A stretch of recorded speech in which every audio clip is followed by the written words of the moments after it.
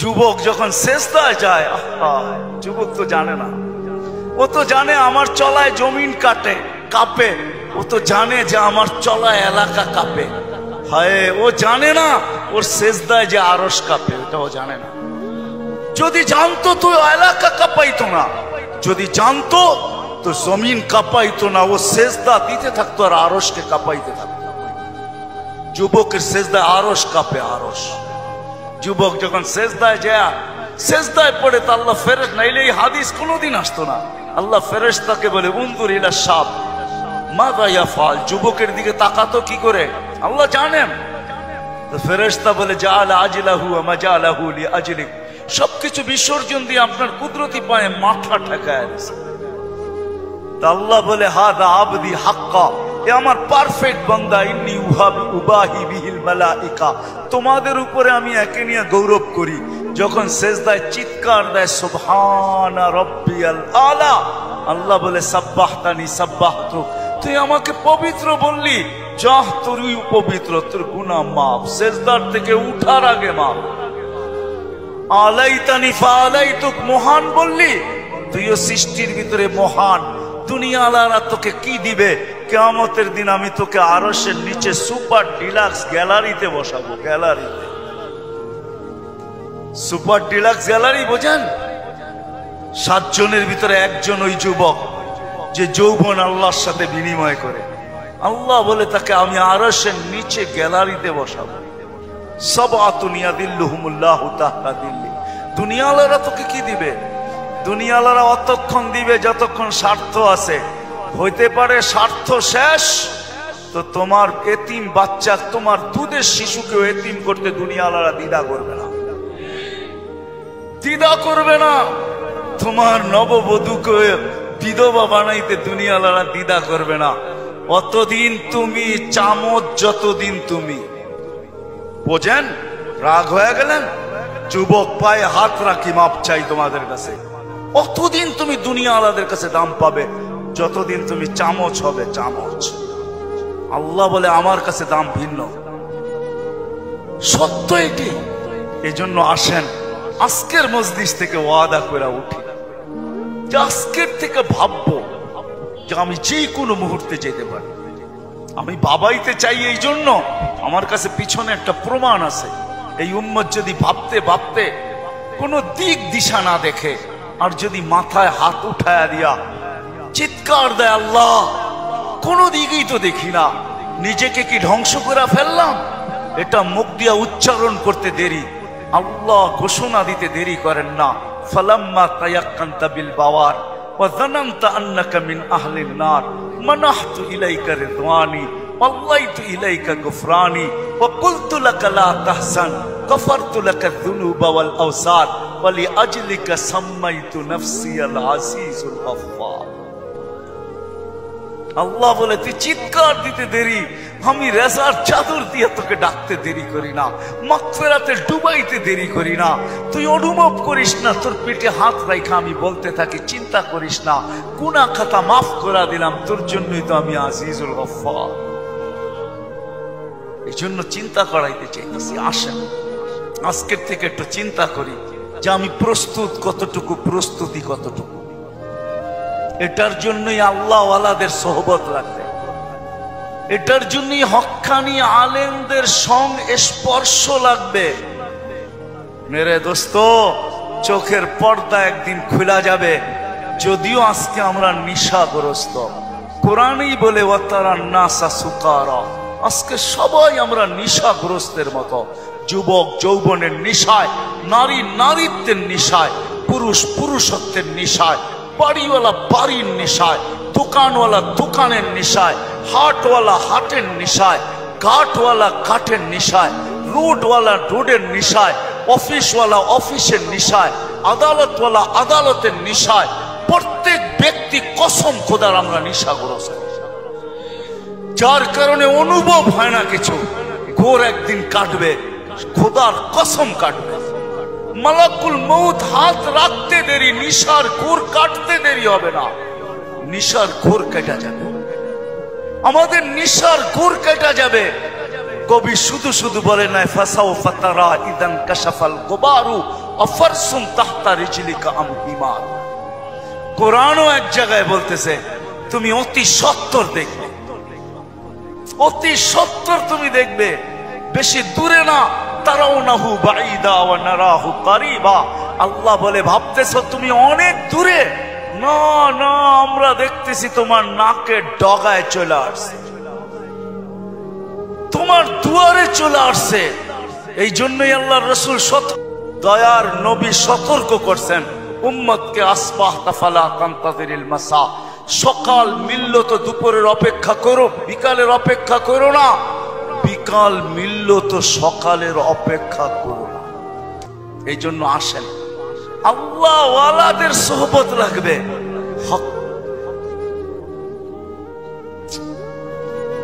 আল্লাহ ওয়ালাদের সোহবত লাগবে, হক্কানি ওয়ালাদের সোহবত লাগবে।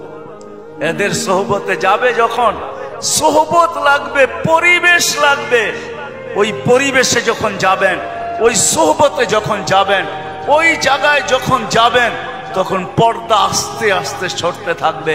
সূর্য যেমন উঠতে থাকে তো ঘন কুয়াশাও আস্তে আস্তে সরতে থাকে।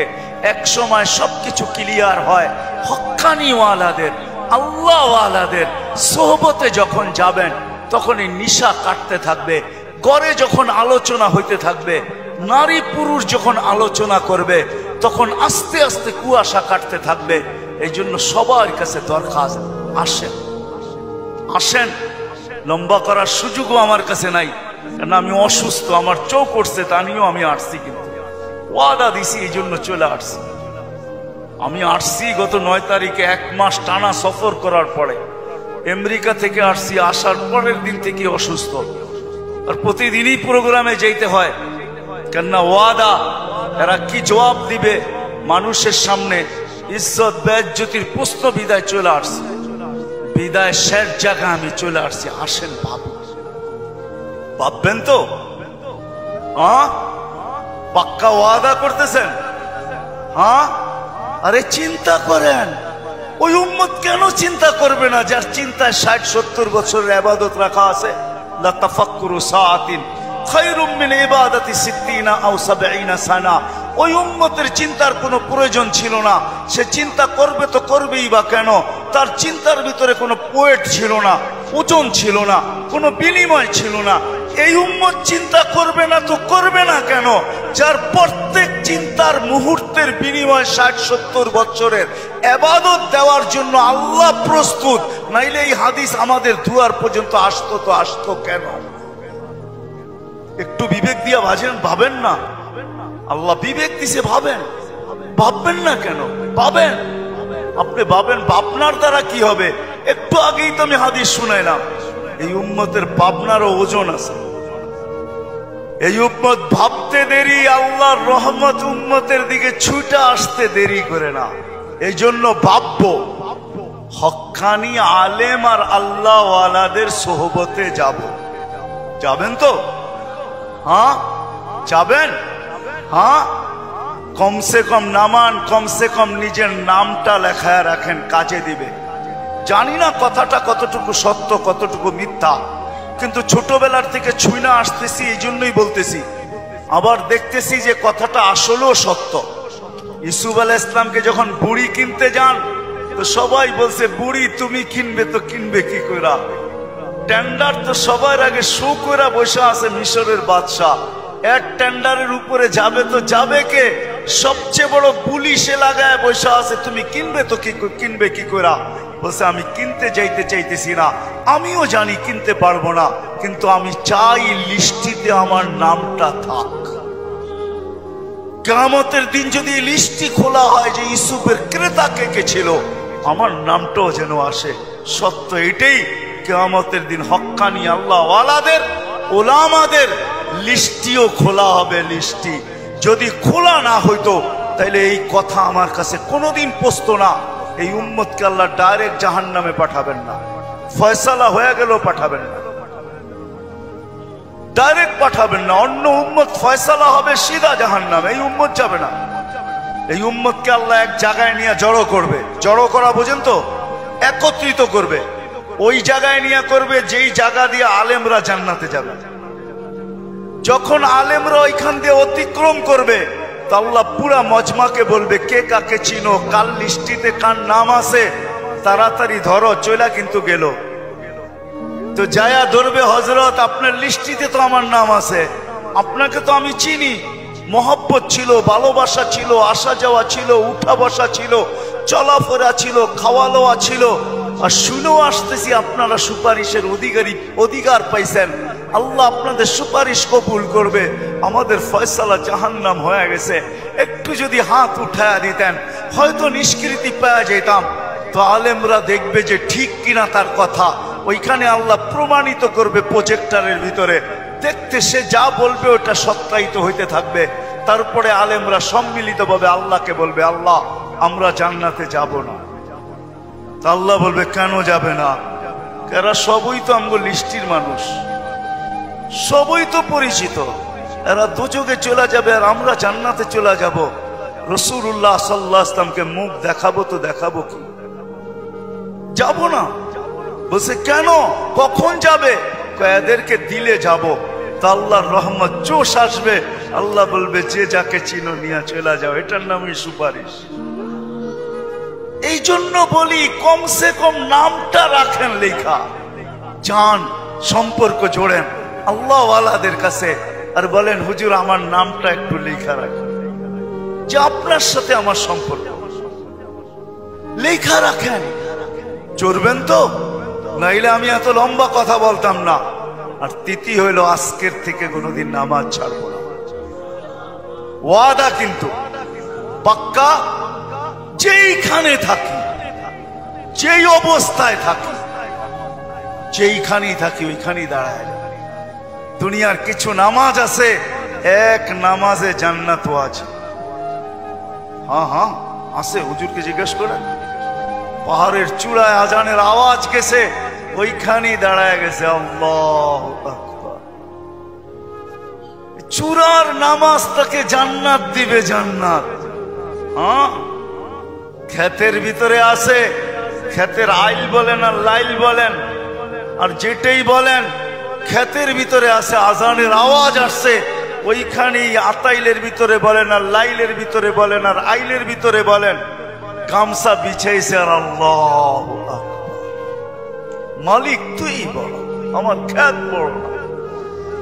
অফিসে আছে, কাজ করতে করতে ছুটার রাস্তা নাই, চেয়ারের পাশে দাঁড়ায় গেছে আল্লাহু আকবার। এই সমস্ত ক্ষেত্রগুলা জান্নাত ওয়াজিব করে দেয়, ওয়াজিব। আল্লাহ ফেরেশতাদেরকে দেখায় কত ব্যস্ত, দেখ, তারপরও আমার ডাক শুনতে দেরি, আল্লাহু আকবার বলতে দেরি করে। আল্লাহ কত বড়। আমি যদি বিজ্ঞান পড়াইতাম আপনাদেরকে, তাহলে পড়াইতাম আল্লাহ কত বড়। কার কুদরতি পায়ে রাখা, পাও রাখার অনুমতি, মাথা রাখার আপনাকে অনুমতি দিতেছে। আল্লাহু আকবার শুধু তর্জমা জানি, আল্লাহ মহান, কিন্তু সৌরজগৎ দিয়া জানি না। যদি সৌরজগৎ পড়াইতাম তাহলে আপনাদেরকে আমি দেখাইতাম কত বড় আল্লাহর কুদরতি পায়ে আপনি মাথা টেকাইতেছেন, কত বড় আল্লাহ। এটা সৌরজগৎ পড়া ছাড়া বুঝে আসবে না আল্লাহ কত বড়। সৃষ্টি পড়া ছাড়া বুঝে আসবে না আল্লাহ কত বড়। উর্দু জগৎ পড়া ছাড়া বুঝে আসবে না আল্লাহ কত বড়। তখন আল্লাহ বড় বলবেন, কিন্তু দিয়া বলবেন কিন্তু দোকান। আল্লাহ বড় মানি, কিন্তু দোকান কার কাছে রেখা যাব, অফিস কার কাছে রেখা যাব, ক্ষেত খামার কার কাছে রেখা যাব, কিন্তু বলবেন। আর যদি আল্লাহকে চিনার মতো চিনেন, তাহলে ওই সাহাবীর মতো বলবেন, নামাজে ব্যথা, নামাজে প্রতিবন্ধক। পাখি বাগানের ভিতরে ফরফর করতেছে, নামাজের ধ্যান ছুটা গেছে। ঘন বাগান ছিল, খেজুরের বাগান, তো পাখি ফরফর করতে যায়, নামাজের থেকে ধ্যান ওইদিকে সরে গেছে।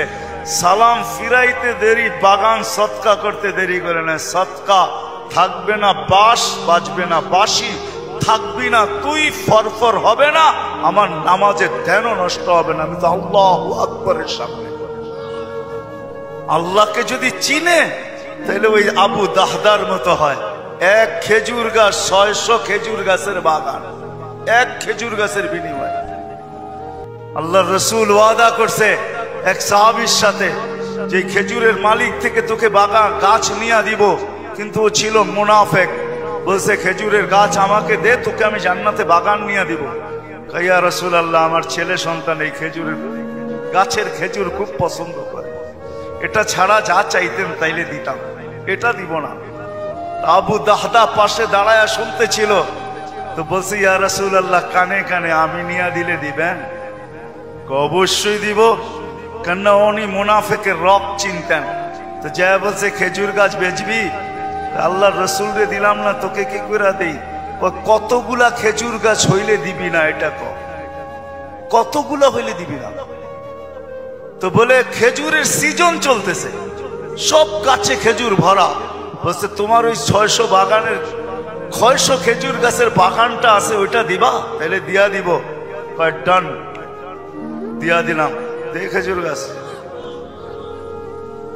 ডন কয়া ছুটা শুরু করছে, কেননা আবু উম্মু দাহদা খেজুর বাগানের ভিতরে বাচ্চা কাচ্চা নিয়ে খেজুর পাহারা দিতেছিল, নিজে খেজুরের বাগানও ঢোকে নাই, বাহির থেকে দাঁড়ায় চিৎকার দিতেছে, উম্মু দাহদা কি হয়েছে? জলদি বাহির হ, খেজুর গাছ বেচা বিক্রি হয়ে গেছে। কোথায়? আল্লাহর রাসূলের সাথে জান্নাতের বাগানের বিনিময়। তো ছেলে সন্তান নিয়ে মহিলা স্লোগান দিতে দিতে বাহির হইতেছে, কি? রবিহাল বাইয়া বা দাহদা, রবিহাল বাইয়া বা দাহদা। আবু দাহদা, বড় লটারি জিতা গেছিস তুই, বড় লটারি জিতা গেছিস। বাহির হয়ে চলে আসছে, 600 খেজুর গাছ দেয়া দিছে। আল্লাহর রাসূলকে বলছে ইয়া রাসূলুল্লাহ, খেজুর গাছ কিনা ফেলছি। কয় কি দিয়া কিনছিস? কয় 600 খেজুর গাছের বাগান দিয়া কিনা নিছি। আবু দাহদা, আল্লাহ তোকে এর চেয়ে 10 গুণ বড় বড় জান্নাত দিবে। আমি তোর খেজুরের বাগান দেখতেছি জান্নাতের। সত্য এটা, ওরা চিনছে আল্লাহু আকবার কি জিনিস, ওরা চিনছে লা ইলাহা ইল্লাল্লাহ কি জিনিস, মুহাম্মাদুর রাসূলুল্লাহ কি জিনিস। এই জন্য ওয়াদা করেন আজকের থেকে নামাজ ছাড়বো, পাক্কা ওয়াদা। যুবকরা কি বলে? পাক্কা ওয়াদা। ইনশাআল্লাহ হুজুর দোয়া করবে, তারপরে এখান থেকে উঠা যাব, এর আগে কেউ যাব না। আমি আপনাকে চোখ খুলে দেখাইতে পারি, আমার চোখে চোখ উঠার কারণে কথা বললে অনেক চুল লাগে। আবার কালকেও প্রোগ্রাম আছে, ডেলি আছে। আসছি আমি 9 তারিখে, 1 মাস সফর করার পরে টানা আমাদের তাবলিগি সফর ছিল। 1 ঘন্টার জন্য এরকম কোনো সুযোগ ছিল না থামার। তারপরও চলে আসছি। উঠা চলে যাবেন? আল্লাহওয়ালা মানুষ, একটু আগেই তো আল্লাহওয়ালাদের সোহবত বলতেছিলাম। ইনশাআল্লাহ ওনার দোয়া শুইনা, দোয়া নিয়া তারপরে যাব। আল্লাহ আমাদের সবাইকে আমল করার তৌফিক দান করেন।